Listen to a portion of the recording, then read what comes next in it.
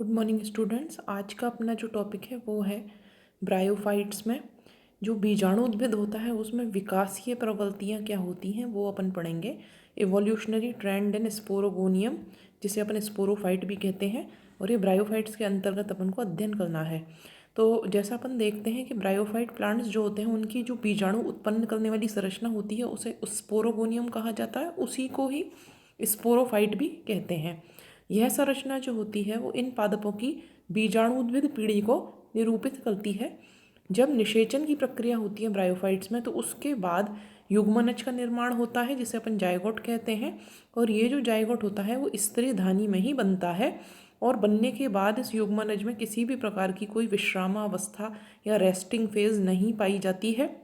बनने के तुरंत बाद ही इसमें विभाजन प्रारंभ हो जाते हैं, और कई विभाजनों के द्वारा ये जो जाइगोट होता है वो एक बहुकोशिकीय संरचना का निर्माण करता है, जिसे भ्रूण कहते हैं।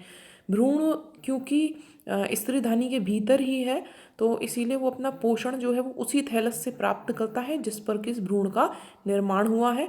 इसका मतलब ये है कि जो ब्रायोफाइट्स होते हैं उनमें भ्रूण तथा इससे विकसित होने वाला जो स्पोरोगोनियम है वो स्वतंत्र जीवी नहीं होते और ना ही स्वपोषी होते हैं, बल्कि जिस थैलस पर इनका निर्माण हुआ है उसके ऊपर आश्रित होते हैं। ये पूर्णतः थैलस के ऊपर निर्भर है। पादप जगत में यदि हम देखें तो भ्रूण का विकास सबसे पहले ब्रायोफाइट्स में ही होता है, और ब्रायोफाइट्स से जो लोअर प्लांट्स हैं, इससे जो निम्न प्लांट्स हैं जैसे कि एल्गी है या फंजाई वगैरह की बात करें अपन, तो इनमें भ्रूण नहीं बनता है। जो स्पोरोगोनियम या जिसे स्पोरोफाइट अपन कहते हैं उसके अपन लक्षण देखें तो ये अल्पजीवी होता है, कुछ ही समय जीवित रहता है, विषम पोषी होता है, अपना भोजन स्वयं बनाने में सक्षम नहीं होता बल्कि जिस थैलस पे इसका निर्माण होता है उसी पर निर्भर रहता है, अप्रभावी होता है और युग्मकोद्भिद पर आश्रित होता है। ये स्वतंत्र जीवी नहीं होता है। अब अपन बात करें जैसे रिक्सिया की, तो रिक्सिया में जो स्पोरोगोनियम या स्पोरोफाइट होता है वो बहुत ज़्यादा हासित होता है। ये केवल कैप्सूल से ही निर्मित होता है और पूरी तरीके से थैलस के भीतर स्थित रहता है। अपन एक बार रिक्सिया का चित्र देख लेते हैं जिससे अपन अच्छी तरीके से जान पाएंगे कि इसका स्पोरोफाइट किस प्रकार का होता है। ये रिक्सिया का डायग्राम है, तो इसमें अपन क्या देखते हैं कि मुख्यतः क्या चीज़ नज़र आ रही है अपन को। ये वाला जो फुट सीटा जैसी कोई चीज़ नहीं है, ये पूरा वाला ये जो पूरा हिस्सा है कैप्सूल है, और कैप्सूल में ये अपन को जो स्पोर मदर सेल हैं वो नज़र आती हैं। तो इस तरीके से क्या चीज़ देखने को मिली इस चित्र के द्वारा अपन को कि रिक्सिया का जो स्पोरोफाइट है उसमें फुट सीटा नहीं पाए जा रहे हैं, केवल बीजाणु उत्पन्न करने वाला भाग माने कि कैप्सूल पाया जाता है। आगे अपन चलते हैं। यदि दूसरे ब्रायोफाइट्स की अपन बात करते हैं तो उनमें जो स्पोरोगोनियम या स्पोरोफाइट होता है वो फुट सीटा व कैप्सूल में विभेदित रहता है। तीनों ही चीज़ें नॉर्मली पाई जाती हैं। फुट जो होता है वो थैलस में एम्बेडेड रहता है, जहाँ से पोषक पदार्थों का अवशोषण करता है। तो जो फुट का मुख्य काम है वो है पोषक पदार्थों का अवशोषण करके स्पोरोफाइट को प्रदान करना।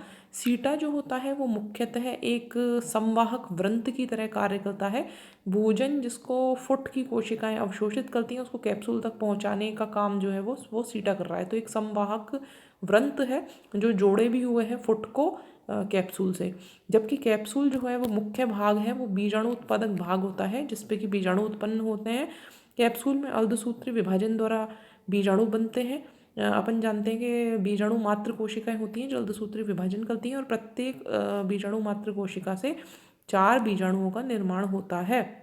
क्योंकि अर्धसूत्री विभाजन के पश्चात बनते हैं इसीलिए ये एन प्रकार के होते हैं, और बीजाणु जो होते हैं वो वायु द्वारा प्रकीर्णित होते हैं। अब ये कुछ चित्र हैं, इन चित्रों में अपन देख सकते हैं ये जैसे मार्केंशिया के रिक्सिया का तो अपन देख लिया कि केवल कैप्सूल ही कैप्सूल है।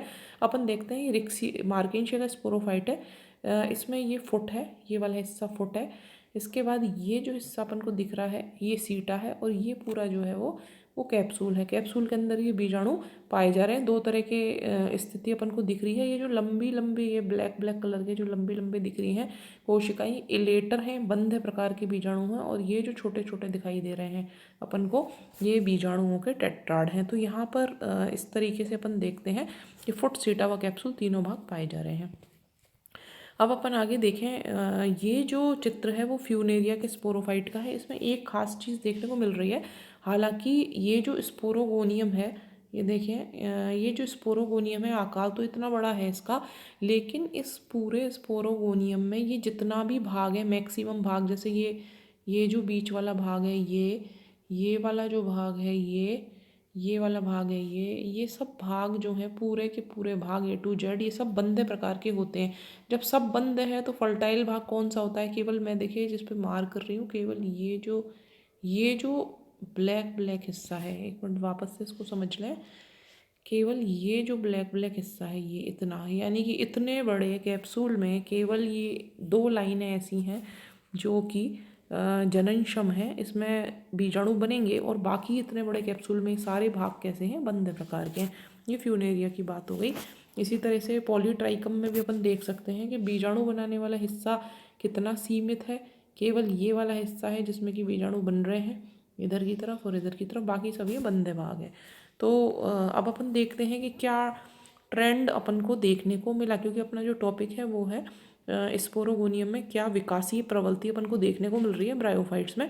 तो इसमें बीजाणुजन ऊतकों का क्रमिक रूप से कायिक रूपांतरण या बंध्यकरण होता जाता है, यानी कि जो शुरू में अपन ने देखा था रिक्सिया में सारे ऊतक जो थे वो जननक्षम थे और बहुत ज़्यादा मात्रा में बीजाणु बन रहे थे, लेकिन धीरे धीरे अपन देखते हैं आगे अपन बढ़ते जाते हैं एडवांस मेंबर्स की तरफ। तो जो कैप्सूल है या जो बीजाणु उत्पन्न करने वाला भाग है जो स्पोरोगोनियम है, उसका आकार तो बढ़ता जा रहा है, लेकिन बीजाणु उत्पन्न करने वाले ऊतकों की जो संख्या है वो कम होती चली आ रही है। दूसरे शब्दों में अपन देखें जो कम विकसित लीवर वर्ड्स हैं, लीवर वर्ड्स में जैसे रिक्सिया मार्गेंसिया आते हैं, तो उनमें बीजाणु बनाने वाले ऊतकों की मात्रा बहुत ज़्यादा होती है। पूरा स्पोरोफाइट छोटा सा है, लेकिन जितना भी है वो सारा का सारा उसका मैक्सिमम जो 90% हिस्सा है, 90 या मोर देन 90% हिस्सा जो है वो सब बीजाणु बनाने में काम में आ रहा है। धीरे धीरे जब अपन आगे एडवांस मेंबर्स की तरफ चलते हैं, जैसे फ्यूनेरिया की तरफ अपन गए, पॉलीट्राइकम वगैरह की तरफ गए, तो बीजाणु बनाने वाले जो भाग हैं या ऊतक हैं उनकी मात्रा कम होती चली जाती है और मॉसेस में काफ़ी कम हो जाती है। पॉलीट्राइकम का उदाहरण देकर बताया जा रहा है कि इसमें बीजाणुजन कोशिकाओं के बंधीकरण की सबसे ज़्यादा स्थिति, चरम स्थिति इसमें देखी जाती है। जायगोट से एक एपिबेसल कोशिका बनती है और उससे निर्मित जो शीर्ष कोशिका होती है उससे पूरा कैप्सूल बन जाता है। इसमें बीजाणुओं के अतिरिक्त कई सारे बंधे क्षेत्र बनते हैं, जैसे ओपर्कुलम बन गया, कोल्यूमेला बन गया, ये सब बन रहे हैं, बहुत सारे भाग बनते हैं।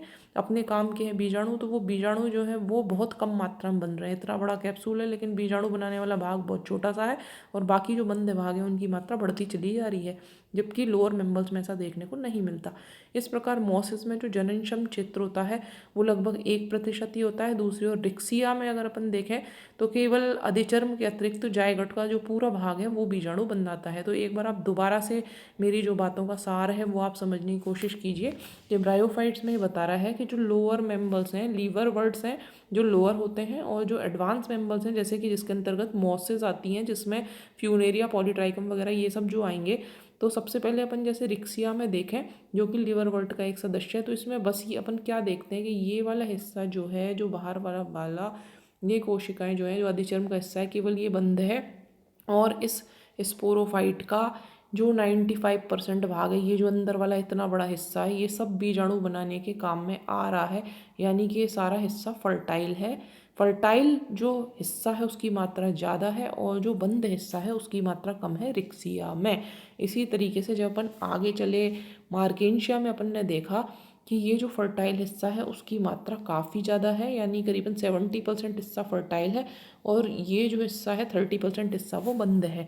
अब अपन आगे जब चलते हैं धीरे धीरे अपन चले मॉसिस की तरफ, जैसे कि फ्यूनेरिया में अपन गए, तो इस इतने बड़े कैप्सूल में से, ये इतना बड़ा कैप्सूल इन्होंने बनाया हुआ, लेकिन इसमें से केवल इतना सा हिस्सा, मात्र 1% हिस्सा है इतने बड़े कैप्सूल का जो फर्टाइल है, और इसके अतिरिक्त सारा का सारा हिस्सा बंद है। तो अपन क्या विकासी प्रवृत्ति देखने को मिलती है कि जैसे जैसे अपन लोअर से एडवांस मेंबर्स की तरफ बढ़ते जाते हैं तो फर्टाइल सेल्स की मात्रा कम होती जाती है और जो बंधे जो कोशिकाएं होती हैं उनकी मात्रा बढ़ती चली जाती है। Thank you.